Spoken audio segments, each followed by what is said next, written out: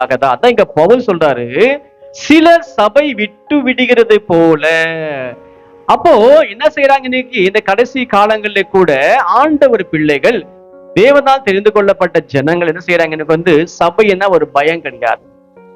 அல்லேலூயா, கர்த்தருக்கு ஸ்தோத்திரம். இன்னைக்கு நம்ம குடும்பத்தை பத்தி நம்ம நினைக்கிறோம் இல்லையா? நம்ம எல்லாரும் நினைக்கிறோம் நம்ம குடும்பம் நல்லா இருக்கணும், நம்ம வைஃப் ஆகட்டும் கணவன் ஆகட்டும் நல்லா இருக்கணும், பசங்க நல்லா இருக்கணும் நம்ம நினைக்கிறோம். ஆனாலும் சபை நம்ம நினைக்கிறோமா? நமக்கு ஒரு சபை இருக்கு, நமக்கு ஊழியக்காரர் இருக்காரு, அங்க ஆராதனை இருக்கு, நம்ம சபைக்கு போகணும் என்றதான அந்த உணர்வு நம்ம எல்லாருக்கும் இருக்கிறோம். நம்ம சபையிலே பாருங்க ஆளுங்க இருக்காங்க, எங்க ஸ்தோத்திரம். ஆனா ஒரு விஷயம் நான் எப்ப சொல்லுவேன், அவங்களுக்கான ஒரு காரியம் தேவைன்னா எங்கேயோ நம்ம போவோம். ஒரு மனுஷனை பார்க்கணும்னா என்ன பண்ணுவோம், நம்ம கண்டிப்பா எழுச்சி போவோம். ஆனா கர்த்தர் சமூகத்தை வர்றதுக்கு மட்டும் இதுக்கு என்ன பண்றாங்க, எனக்கு மனுஷன் சாக்கு போக்கு சொல்லுவான். அல்லேலூயா, கடைசி நியாய தீர்ப்பு நாளிலே சாக்கு போக்க நமக்கு இடமே இருக்காது. ஆகையினாலே காலத்தை பார்த்தால் போதகரா இருக்க வேண்டிய நீங்கள் எப்படி இருக்கங்க ஆண்டு பிள்ளைங்க, இன்னும் சின்ன குழந்தை போலவே இருக்காங்களா சத்தியத்துல?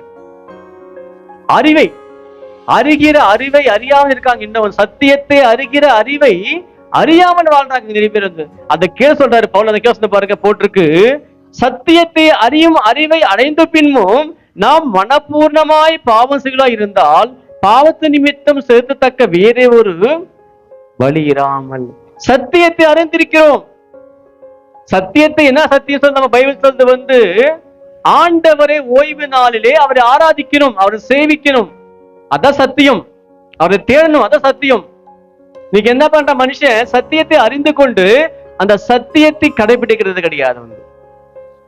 அல்லேலூயா, யாத்ராகம் புஸ்தகத்திலே கூட 20ஆம் அதிகாரத்திலே கூட 9ஆம் வசனம் இப்படியே சொல்லப்படுகிறது, 6 நாள் நீ வேலை செய், 7வது நாள் நீ ஓய்ந்திரு. ஏன் ஓய்ந்திருக்கணும்? அது பரிசுத்தமான நாள். தேவன் ஓய்ந்திருந்தார், நாளை கர்த்தர் ஆசீர்வதித்தார். 6 நாள் நீ வேலை செய், உன் வேலைக்காரன் வேலை செய்யட்டும், 7ஆம் நாள் நீ ஓய்ந்திரு. அல்லேலூயா, உன் வேலைக்காரன் நீ வேலை கொடுக்காத. அன்னைக்கு என்ன செய்யணுமா, உன் தேவனாகிய கர்த்தர் நாமத்தை தொழுது கொள்ளும்படியாக அவர் சமூகத்திலே அவரை நீ ஆராதிக்கணும். எதுக்காக? கடந்த 6 நாள் தேவன் காத்தார், உன்னை சுகத்தோடு பலத்தோடு காத்தார், உன் குடும்பத்தை காத்தார், உன் நல்ல வேலையை கொடுத்தார் ஆண்டவர் உனக்கு. அவருக்கு நன்றி சொல்லும்படியாக 7வது நாளிலே ஓய்வு நாளிலே நீ தேவ சமூகத்திலே தேவனை துதிச்சு பாட வேண்டும் என்றுதான் வேதம் சொல்லுகிறது. 10 சொல்லுவாங்க இல்லையா, 10 கட்டளை. அதுல ஒரு கட்டளை இது கூட தான். என்ன கட்டளை வந்தது? நீ வீட்டில் இருக்க கூடாது, அன்னைக்கு நீ வேலைக்கு போக கூடாது, சாக்கு சொல்லக்கூடாது. என்ன செய்யணும்? ஓய்வு நாளிலே உன் தேவனாகிய கர்த்தர் சமூகத்திலே நீ என்ன செய்ய, ஆண்டவரை நீ துதிக்கணும். அல்லேலூயா, 6 நாளும் எடுத்துக்கிறோம். ஒரு நாள் ஆண்டவர் கொடுக்கறதுக்கு என்ன அது கஷ்டமா இருக்கு நமக்கு, அது கூட நமக்கு கஷ்டமா இருக்கு. அல்லேலூயா, அப்ப எப்படி கர்த்தர் நம்மை ஆசீர்வதிப்பாரு? எப்படி தேவன் நமக்கு காத்து கொள்வாரு? எப்படி நம்ம ஆண்டவரை பலப்படுத்துவாரு? நீங்க எல்லாம் சொல்லுவாங்க எனக்கு கஷ்டமா இருக்கு வாழ்க்கை.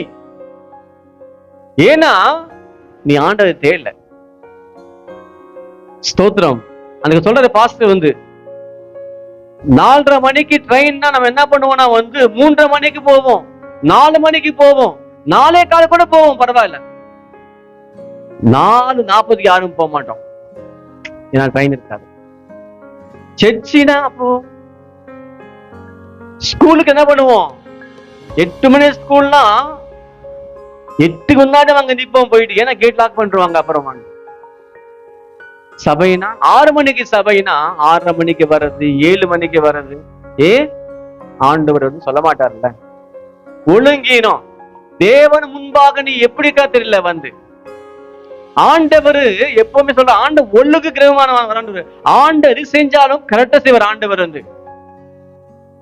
அல்லேலூயா, ஆண்டவர் எல்லாவற்றையும் நேர்த்தியா செய்கிறவர். நம்முடைய பிள்ளைகளை எல்லாவற்றிலையும் கூட நேர்த்தியா இருக்குன்னு ஆசைப்படுவார்.